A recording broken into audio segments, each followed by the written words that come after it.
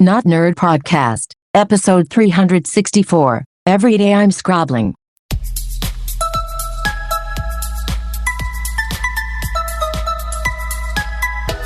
Welcome to the Not Nerd Podcast. I'm Nate Heath, and we are here to help you tech better. Here with me, lip syncing as always, Mr. Dave Baylor. I was trying to throw you off. But you did a little bit there. I almost forgot who was here to help us tech better. It was so satisfying to see myself speaking while your voice was happening.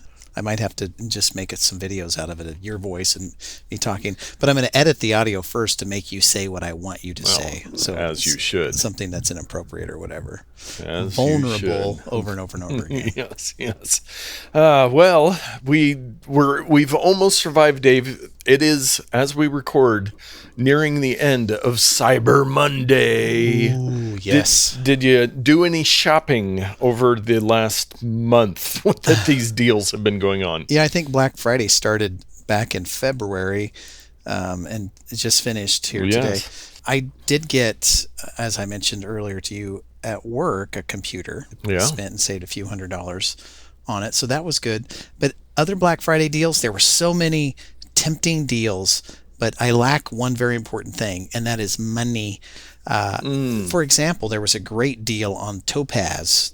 Topaz is not only a precious stone, it is a suite of audio video tools for your computer, and you can scale images. They do this great thing where if you have like a 640 by 480 video standard resolution, you can scale it up to 4K, and it does all this magic to make it look good. And I was like, I've got a bunch of old videos of the kids that I would love to run through Topaz. Oh yeah. And I've tried their trial before, just to check it out. And anyway, nobody cares. This isn't my pick of the week, but those tools went on sale for like 60% off, and I was just like, I really want those, but it was still hundreds of dollars, and so. Yes, well, dang you, maybe I just pulled up the page. And, yes, I just want the video one, really, but. Yes, yeah, they've got their whole. If you're going to buy one, you might as well get. You can get the whole suite for what the one of them used to cost, Man, that's so great. Oh, and they've got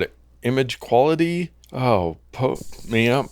Well, luckily for the listener, it's too late, so they might not be tempted on this. But they'll have a post Cyber Monday deal next Wednesday or whatever. Yes, so we'll see. And I did purchase a couple things. Every year I wait for my Can You Handlebar secondary mustache wax. Oh, yeah. I looked for that one time. I was going to buy it for Christmas, and I was unable to source it. So how did you get that? Yeah, so Black Friday on the Can You Handlebar website, they did, I think it was 35% off this year. So I figured, hey, you know what? Much to my wife's chagrin, I'm probably going to have this mustache for another year. So I'll get a year's supply of wax and have it around. And then also much to my wife's chagrin, as with most of my spending, I believe a previous pick of the week as well, Joe's New Balance outlet. I wear a lot of New Balance shoes. They had 40% the ghost of Steve off. Jobs is tipping his hat to you. Yes, indeed. They had a big discount. And then something that I'm not quite ready to talk about, I ordered it. It said it should be here today or tomorrow, something I've been waiting for a deal on. But I have a feeling it might not show up today or tomorrow, and I'm going to wait a while before I reveal that to the listener. I mean, I am a listener. I listen to the show, but I hope you reveal it to me before. But I guess I might have to wait as well. Yeah, well, maybe post show after the recording has stopped. But if you guys got some good deals and have some picks out there, let us know. And don't forget notpicks.com. We'll be talking more about that later. But let us get into some follow-up. A couple of our givens lately, the whole FTX thing is bad. But I had one of the many stories about the whole SBF FTX crypto thing going on and I've got a pop-up. Of course. I was able to get rid of the pop-up. Nice. But Congress members tried to stop the SEC's inquiry into FTX. So the Blockchain 8 wrote a bipartisan letter in March attempting to chill the SEC's information requests to crypto firms. FTX was one of those firms, and I believe it was 5 out of the 8. There was 4 Democrats and 4 Republicans. 5 out of the 8 had received campaign donations from Mr. SBF and FTX and whatever his other company was and everything. I mean, this story is just crazy. So, yeah. Hopefully, I mean, and some of the news stories I've seen are kind of painting him as it was a bad time for crypto. And it's like, him and his parents took out like $121 million from the company to buy real estate in the Bahamas for employee. I mean, it just gets stranger and stranger by the day. Wow. When at the intersection of commerce and politics, I wish those things could be separated always by very strong laws. Well, it's not the laws, it's the enforcement of the laws. So penalties for people who stray in that area. Yes. And then our other constant, the Twitter, Elon Musk. I didn't have any specific links. If you want to keep up with it, just sign up for a Twitter account and just follow Elon Musk because he tweets about all of it. But there's he's saying I saw that he's saying I saw. That's a fun little phrase there. That he is going to release all the information that he has access to about how the federal government prompted Twitter to ban certain people that they didn't like. And then it sounds like he's kind of picking some beef with Apple now. Yeah, I saw that. And talking about the 30% App Store tax, as well as them maybe taking him off the App Store and Google taking him off the App Store. I mean, it is so entertaining. And he had a presentation, I think it was an internal meeting, talking about, they want to do encrypted messaging. They want to get more into high quality video. They want to, really help creators, like all this stuff, and how much like hate speech is down, and not parody, but impersonation had a big spike when he did the blue check thing. Yeah. But that's down, and they're really trying to fight it. So I am bearish, bullish. Bullish, the good one. It shows you how much you should listen to us on the stock market. Bearish is when you run away and you're scared, and bullish is when you charge ahead, like a bull in a china shop. And charge ahead. Yeah. Yes. Well, I will say personally, I am bullish on Twitter. We'll see. I mean, he's only had it for a month now. Yeah. And he fired a bunch of people, but he's trying to hire more people and see what he can do with this thing. But could also just be gone next week from the App Store. It could just shut down. It could just be all pomp and circumstance as deals on the back end are happening and things get shut down. Yes. And speaking of Elon, Tesla, he announced this week that Tesla's full self-driving, in quotes, beta is now available to everyone in North America, that has paid the $15,000 to unlock that feature. Yeah, man, these pay to unlock features that you purchase to begin with, they drive me crazy. Now, I wouldn't mind it so much if I could be confident that when I purchased something like a car, that I was getting a discount by not unlocking a feature like heated seats. Yes. But what they like to do is get their cake and eat it too, and so they charge you the full amount, and then they charge you more on top of that. So I'm skeptical. Yeah, so the whole self-driving thing is continuing forward. And as you're talking about, Mercedes announced that they will be charging $1,200 a year for the feature called acceleration increase. Okay. Which I think is like Tesla's ludicrous mode, where you're allowed to go faster. Now, I was thinking about this, and I was like, well, if I had all the money in the world to buy a Mercedes, $1,200 a year, that's nothing. With the number of speeding tickets I have had, I would maybe pay $10 a month to have my car go a little slower so that I wouldn't get in trouble. It's something, I'm a very practical person, so I always see people driving a Corvette or something, and I'm like, when do you ever get to have fun with that without risking huge fines and charges and tickets. This has been the argument for a while now that fines and fees don't really affect people who have money. Yes. So if you can afford a Lamborghini or an expensive car like this, it's a slight nuisance to get a fee or a fine. It's the hardworking people who don't have money that it makes a big difference. Like you and I, when you were to get a fine or something like that, it makes you sit up and take notice. Yes. Well, and around here, while I'm driving, I'm also often thinking, where in the world could you ever drive your car fast with all the traffic?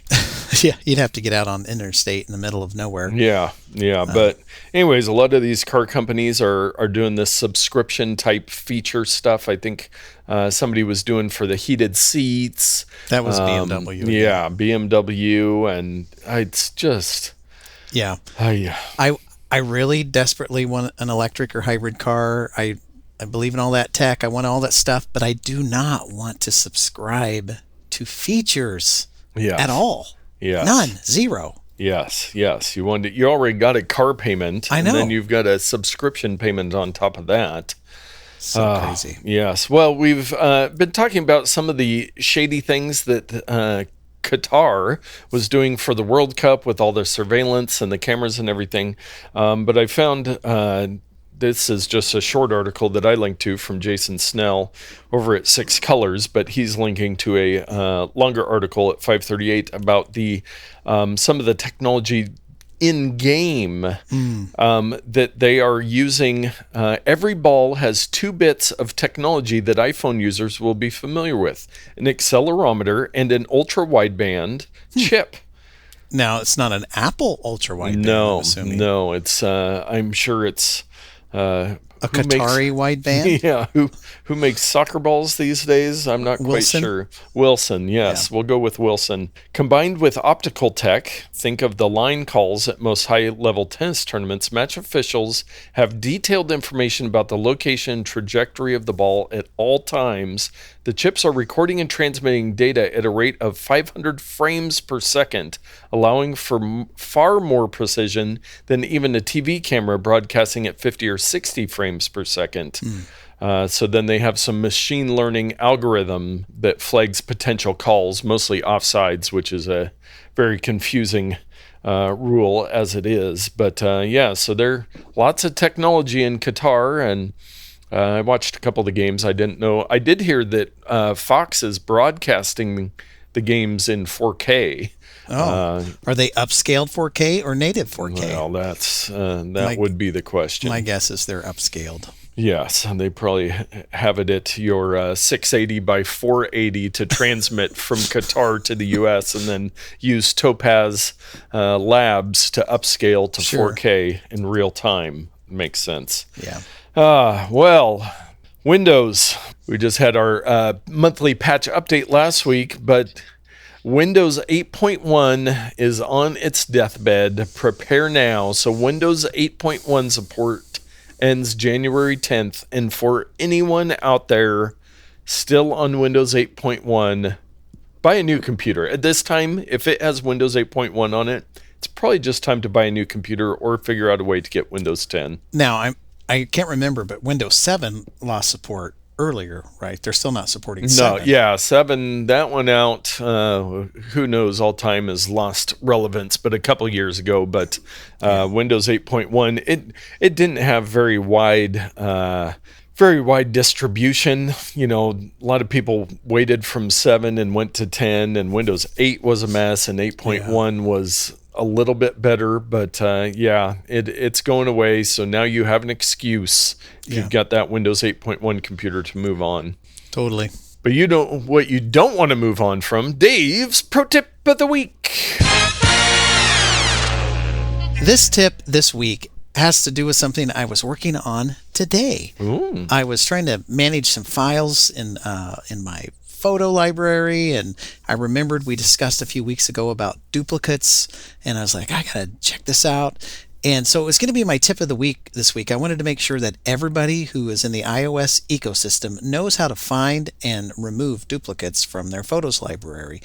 I'm trying to diminish the amount of files that are in my Google Drive and move stuff over to my iCloud drive. And in doing so, I need to get rid of a bunch of cruft because I don't have unlimited storage on either platform. So on iPhoto, on your computer, or Photos as it's known today, it's quite simple. And one of the things that drives me a little bit crazy is I feel like all of your devices index everything separately. Like they don't do a lot of sharing. Yes. I duplicated a couple photos because I removed all my duplicates for this demonstration. And on my phone, I'm seeing them, but on my computer, I'm not. No, they haven't quite synced up to the... Well, it says they're all synced up, but, never believe that. Like my phone, for example, says it has 11,285 photos, as does my computer, and 2,337 videos, as does my phone. So they're there, but they're not finding the same duplicates. But that's just a minor note. If you're on your computer and you have Photos opened, under the Photos tab on the left-hand side, there's your library, memories, shared with you, etc. Now, you might be confused. You may say, well, there's nothing in that list that says anything about duplicates. Because it's Apple, it only shows you that if there are duplicates. And so you may be searching high and low for this. If you don't have any duplicates, it's not going to show up. Or if that device is not discovered or indexed, the duplicates, it's not going to show up. But it'll be right down there by imports and recents if you have that on your device. Now on your phone or your iPad, if you open up the Photos application, you'll need to go to the Albums section, and down towards the bottom in the Utilities section, there will be a Duplicates button there. And I have duplicates in there on my phone, not on my computer, and so it's there. When there are no duplicates, I'm assuming on your phone as well, they don't show up. Do you have any showing up on your phone? Oh, yes. Oh, yeah, lots of duplicates. And so I'll start with my phone since they're there. I just tap duplicates, and it will show a list, and it's the same for your computer, that you can... It shows two images here. I can merge them together. One of them is 4.2 megabytes and one of them is 1.4 megabytes. So you might be asking yourself, what's going to happen if the images are the same but they're not the same size or whatever? Well, it says at the bottom of the page, duplicates are classified both as exact copies that may have different metadata, as well as photos that appear to be the same, but may have unique resolutions, file formats, or other significant differences. So in this example, I have one photo that's 4.2 megabytes and one that's 1.4. As I merge them, it's going to take the one that is the highest resolution, has the most information, and keep it and remove the other one. Now, what happens to the removed files? They go into your deleted folder for, I believe, 30 days, after which they're deleted. So if you make a mistake, you can always go back into your deleted folder items and move it back to your main library. But this feature did not exist prior to iOS 16. And it's been so frustrating. You've had to get third-party tools like Gemini or others and give it permission to your library. It scans through, finds stuff. And I still like Gemini for file management purposes. It searches every file type. But having duplicates built into Photos just feels right because it's part of the tool. Apple has the database. They're in control. They manage it. They can scan through it. They know which photos are duplicates, which ones aren't, and they're not going to have to guess. I prefer this tool, and I'm glad that it exists. I'm still disappointed that my phone shows that I have duplicates and my computer doesn't, but that's an iCloud sync issue, and it's getting better all the time. Yes. Now, Nate, pull the cover back just a little bit. How many duplicates do you have on your phone? So on my phone, it says that I have 546 duplicates. Now on my Mac, it says there are 176 photos. So I think their terminology is different between the two. So it says, because even if I go into the album on my phone, it says 528 photos, 18 videos. And on my computer, it says 176 photos, 18 videos. And I sync the two, so I'm not quite sure. And I'm going to sit here live, and we'll talk through each set of pictures. And you guys at home count. But I am scrolling through on my computer. Now, I'll take a lot of burst mode or pictures of the same thing. It seems to do a pretty good job. I saw one where it was a posed photo that I had done, and one my eyes were closed and the other one it wasn't. So those were two different pictures. But the majority of mine are, for some reason, when I post something to Instagram, it also downloads that photo, so it's like the original photo and then the Instagram version. Yeah. That it You probably have re-downloads. Instagram set to automatically copy photos to your Yes, library, yes. no matter where they come from. Yeah. For this brings up a good point. If you do have hundreds, you don't have to click merge on each individual one. Both the desktop tool and the mobile tool, you can select all of them and merge them all at once. Now be careful, because here on my phone I see that there's also a delete button now that they're all selected. I don't want to delete them all. I want to merge them all. So when I do that, it says it's going to merge 28 exact copies only, or I can merge 46 where they're not exact copies. There's, one's a higher resolution, one's a lower resolution. I'm going to do all 46 of them and just to be done with it. Now, I've kind of gotten past the whole, well, what if this isn't backed up? Or, once you have tens of 20,000 photos, 50,000 photos. One or two photos here that get messed up. Yeah. It's not worth. probably gonna be okay if that one that merges. And I think I probably took 10 pictures that night, that the one with my eyes closed and the eyes open. If it merges and I lose that one photo from a couple years ago, I might be all right. Yeah. And I'm thinking, how often have I gone back to look at those 30,000 photos? Yes. I scrub through them sometimes, but it's not very often that I just go through and look at these things. Very nice. Well, that is a good pick to clean up your library a little bit, which is always a good thing to do, and I should do more of. Well, let us move on to our takes of the week. It's starting to come out more and more that over in beloved China, there have been a lot of protests breaking out. Now, I've heard some different stories, and I will just, for the heck of it, remind people that we are the most nonpartisan tech podcast on the internet. That is absolutely true. Yes, and I don't know what that has to do with this, but I figured China's listening, will be nice to them.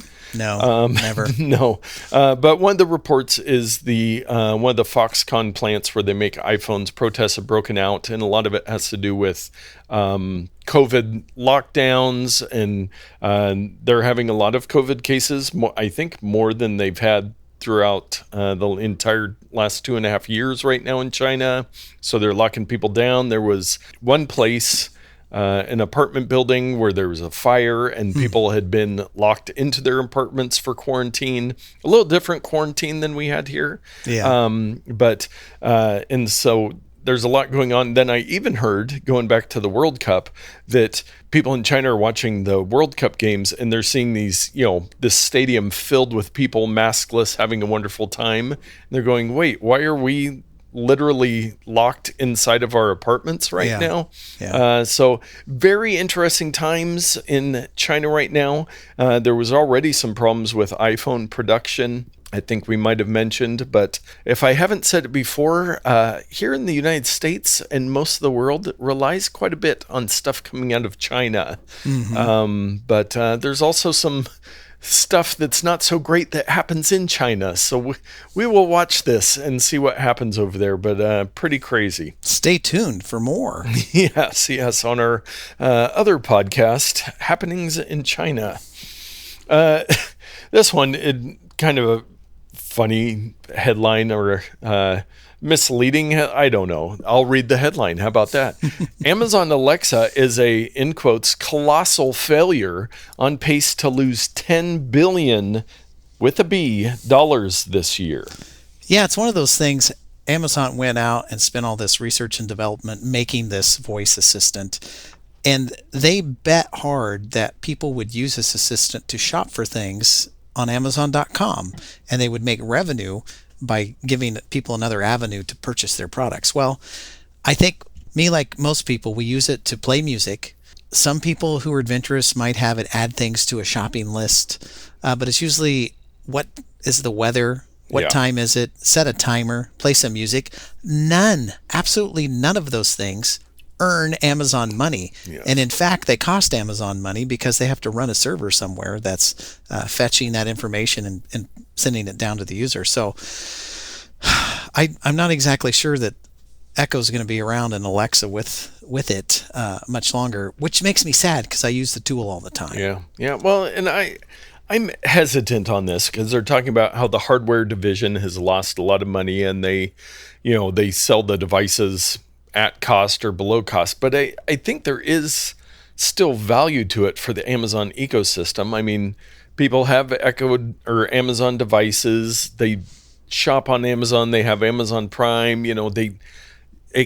I see it as a bigger picture thing, and it's like, okay, yeah, maybe they need to figure this out so they're not losing billions of dollars. Mm-hmm. But at the same time, I mean, it's a good voice assistant. It, is helpful even if you want to listen to music. So maybe they shouldn't just discount them like 75% every other day of the week. Yeah. And maybe try to make some money on it. But they have really gotten some market penetration as a voice assistant because they did this. Yeah, they're my go-to because they're so inexpensive. But that's the double-edged sword. Yes. That's why they're not making any money. Apple, on the other hand, made their voice assistant, the original one, super expensive, and I never even purchased one. And now their cheap model is about 3 times more expensive than the cheap HomePod model. and the HomePod Minis. Yeah. So two very different business models between the old Apple and Amazon. Yeah. It's almost like Apple doesn't want to sell anything without making money. Yeah. And Amazon's like, we got money to burn. Yes. Our next story, this is a site that I used to love, Last FM. Did you ever use Last FM? Briefly, but it's nothing that I would say that I'm an expert at or have nostalgia for. Yes. I had almost forgotten about it, but they have turned 20 and now has a following on Discord. So you Scrobble on Last FM, but it really helped. A lot of what they did, what I use it for, was it would find you related artists. So for music discovery, you could find a song you liked, and then it would go different directions, and you could check out different artists and everything, and kind of had a social aspect to it, and you could follow people and see what they liked. And is it still a thing, or is it shutting down? What's the story here? Well, it's still around. It's not quite what it is because I think so many of the music services that we're using have all the, most people are using Spotify or Amazon Music or Apple Music. And those things you mentioned are present in Spotify, and sadly, some of those features are lacking in Apple Music. But. Yes. So the site's plugins, which were originally created for a different service called Audio Scrobbler, tapped into your music player, took note of everything you listened to, and then displayed all kinds of statistics about your listening habits. Plus, it could recommend tracks and artists to you based on what other people with similar listening habits. Mm-hmm. So I'd forgotten about kind of statistics and, again, which the other music services do. So I think it's one of those kind of ahead of their time where, they're not completely dead, but it's not what it once was because there's so much competition now. Mm-hmm. Yeah, I might have to check it out. I never really got into scrobbling. Yes, so. Yes. Every day I'm scrobbling. That's perfect. A different song, I think. Close. Maybe it will scrobble you to one that will work. This next one just cracked me up because of what it is that they're recommending. Tokyo residents urged to wear turtlenecks to save on energy bills. So just when you thought the old turtleneck was dead, out of necessity for high energy prices this winter, grab out that turtleneck. Yeah, so is the government subsidizing the sale of turtlenecks or anything? That would be. They have a monopoly on turtleneck imports. Or there's just going to be a boon for the turtleneck import market there in Tokyo. So, yeah, interesting. But, I mean, you got to do what you got to do. Yeah. Well, and it goes back to, electric cars and prices of energy and electricity and all that stuff. It's going up. And it says here, Japan has long conducted an annual Cool Biz campaign in which a casual dress code is encouraged in offices to save energy during the country's sweltering summers. The winter version is labeled, appropriately enough, Warm Biz. Okay. Wow. Who's naming these things? Amazon? Yeah, exactly. But Japan, which is aiming to become carbon neutral by 2050, has faced a squeeze on its energy supply like many countries since Russia's February invasion of Ukraine. So maybe we need to invent a smart turtleneck or a turtleneck with removable turtleneck and sleeves, so then it works for cool biz and warm biz. And the turtleneck section will have built-in headphones. Yes. So you can pull it up, flip it all the way up, and put it over your ears. Or it's just loud enough where you can hear it. And in the front, it has some filtering, so it's also a mask. Yeah, all these things have come out of Japan already. And then if you fold it up a third time, there's sunglasses built in. What? We're on to something here. We're not going to release this episode so that we can get some patents in the works. Instead of never leaving the house, I'm never going to come inside with the clothes like that. Yes. Security and privacy story this week. We have not done one of these for quite some time, but hackers guessed the world's most common password in under 1 second. Make sure yours isn't on the list. The top one was password. But guess what, Nate? I'm super secure. The O is a 0. Oh, so yes. They will never. So that does not make it into the top 20. So, yeah, they've got NordVPN and NordPass, or NordPass is a password management tool, and NordVPN is a VPN software. They released its list of the 200 most common passwords in 2022. Well, and I think you should read the top 20 because, let's face it, half the people who listen are not going to go out and read the article. Yes. So quickly, why don't you read through the top 20? Password, 1 2 3 4 5 6, 1 2 3 4 5 6 7 8 9. Guest, QWERTY, 1 2 3 4 5 6 7 8, 1 1 1 1 1 1, 1 2 3 4 5. COL, 1 2 3 4 5 6, 1 2 3 1 2 3, 1 2 3 4 5 6 7, 1 2 3 4, 1 2 3 4 5 6 7 8 9 0, 0 0 0 0 0 0, 555 555 666 666, 1 2 3 3 2 1, 654 3 2 1, 777 7777. That's 7 sevens for those of you that are keeping track. And number 20 is password 123. And I tricked you on number 16. You read 6 sixes, which invoked Satan, but number 19 squashed him because it was 7 sevens, the perfect number. So we got lucky there that we got rid of the Prince of Darkness. One of the ones that confused me was number 9. COL 1 2 3 4 5 6. I even looked it up and stuff. I couldn't figure out, what does this mean? What does COL mean? Yeah, and they're not close to each other on the keyboard. That one I was really surprised. And then when you go to 21, it's capital D, number 1, L, lowercase LAKISS. D1 Lacus. Yeah, don't know. So that one was used. And they have the time to crack it, as well as the count of how many times that password was used out of their total here. It's actually, the NordPass site is pretty fun. They did a good job of putting this together, and you can look at older lists and all that stuff. But yeah, the COL 1 2 3 4 5 6, that is really confusing, but it does take 11 seconds to crack, whereas all of the other ones, or most of the other ones in the top 20, take less than a second. Guest takes 10 seconds to crack. So yeah. So the point being, please use a password manager to store your complicated passwords versus using the same password for anything, or writing the password on your computer, which is still the bane of my existence, and I still see it all the time. Yes. What is the point? It's like having a lock on your front door and tying a string with the key so that people can unlock the front door. Just leave your door unlocked. It's less steps. Yes. So you can go and check that out via the link in our show notes. Our bonus odd take of the week, I found a fun little online game.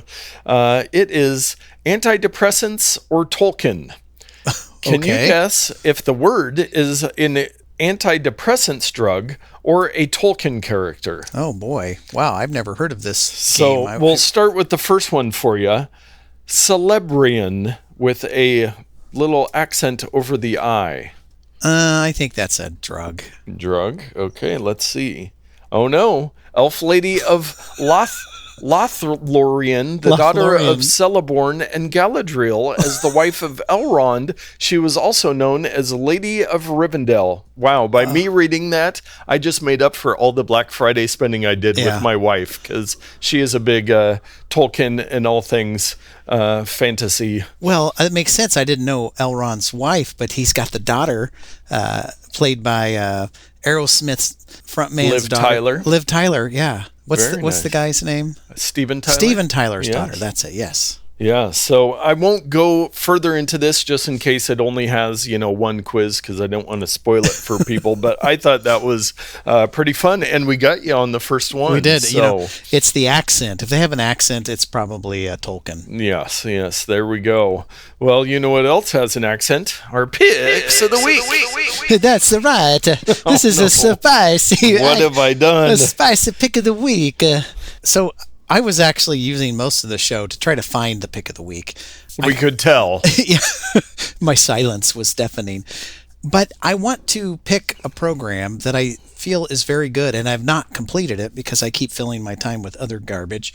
But do you have a Disney Plus subscription? I do not currently, no. What is wrong with you? I know. Yeah, maybe we should talk after. You could be one of my kids. Oh, perhaps. Yes. But anyway, I like Star Wars. I'm not the biggest Star Wars fan in the world, but I'm pretty big. Let's see, if 10 is the biggest Star Wars fan, I'm like an 8. I'm kind of in that area. So Andor is a show that a lot of people have talked about, and I'm like, what planet is this? Well, it's not about a planet, it's about a person. And as many have pointed out, it doesn't matter what universe a program is set in, as long as the characters and the story is good. Yeah. And I would say with Andor, it is one of those programs that anyone will enjoy. If you love quality storytelling, great special effects, or at least, set design, good acting, it's all there. And it happens to take place in the Star Wars universe. I was talking to a friend and he's like, what do you think of all that Skywalker saga? And I'm like, okay, so for people who aren't not into the prequels or the sequels and all that jazz and the Disney merchandising of everything, Andor takes place during the original series run. So Star Wars, Empire Strikes Back, Return of the Jedi, and then if you are an expanded universe person, the Rogue One movie. This takes place, Mandalorian, if you like the Mandalorian. So Andor takes place kind of in that time frame. None of this future or past garbage. It's the good Star Wars, we'll say. Yes. I've actually heard that on some podcasts they were talking about it, and it was a very similar sentiment about this series, that it was very well done. Yeah. And you can't believe, they took the tech from The Mandalorian and expanded on it and all that stuff. You look at these things, and they look incredibly realistic, but it can't be. It can't be real. They're not spending $1 trillion building a building the size of, a skyscraper just for the scene. No, it's all computer graphics, but that's really well done. Yeah. Well rendered, well acted, well written. Very nice. Well, Dave, before the show, we were talking about file management, and as you know, I am quite the connoisseur of digital files, and I was looking around to find an SSD drive, and I've had some picks in the past about external hard drives and SSD drives and all of that stuff, but this was one that I wasn't aware of before, and I will show it to you. It is the Crucial X6. The Crucial X6 right here. Crucial X6, got it. And it's got a USB-C connection on it. It's very nice, little... Thin, it's wafer thin. Yeah, wafer thin, probably, about 2 inches by 2 inches, and then 1/4 inch thick. Very nice. And I was looking around on Amazon, and I came across this, and I said, you know what? I'm going to check this out. Now, this little bad boy right here, 2 terabytes of storage. Yeah. SSD storage, so very quick, but also, a couple of years ago, it was a couple $100 to get a 2 terabyte Western Digital portable hard drive that was super slow and painful. I have a 1 terabyte SSD from SanDisk, and this little puppy set me back about $120. So, do you want me to guess what that thing cost at 2 terabytes? Let me give you some more specs here. Okay. As I said, I got it on Amazon, so it is up to 800 megabytes per second, USB 3.2, and it has 4.5 stars on 5,268 ratings. Well, since it doesn't have 3.1 but 3.2, that's got me recalculating. Yes, in my mind. I think this probably cost you $149. Well, it cost me $135, and I'm sadly looking right now, and it's $122 on Cyber Monday. I could have waited 8 months and bought that one for double the storage. Yeah, so they have a 1 terabyte model for $70, and then they have a 4 terabyte model for $260.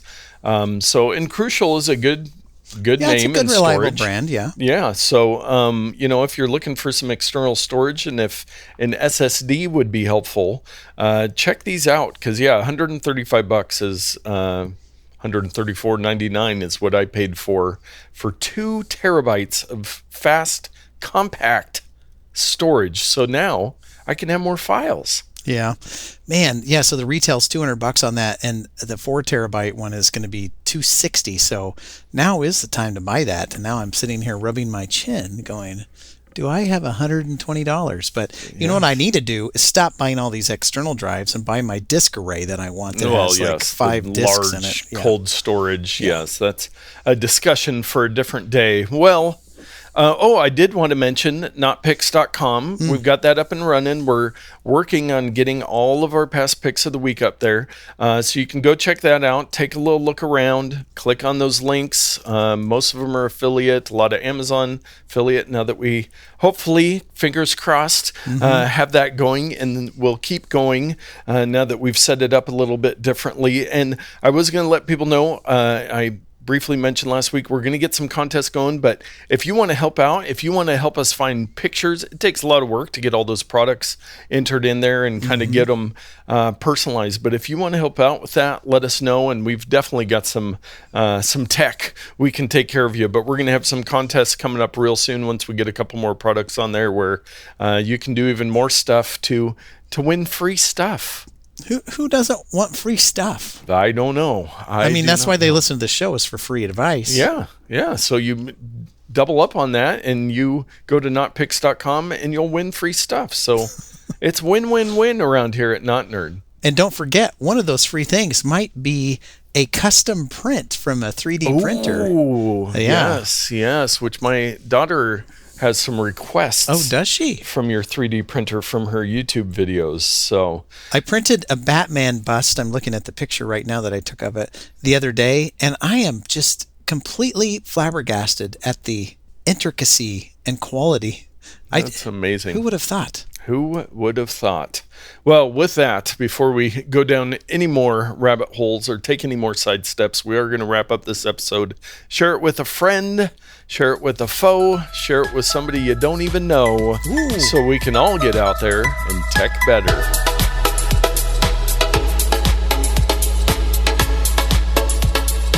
Man, you're a poet and didn't know it. Or maybe you knew it. I didn't. Withholding from people. Surprised myself.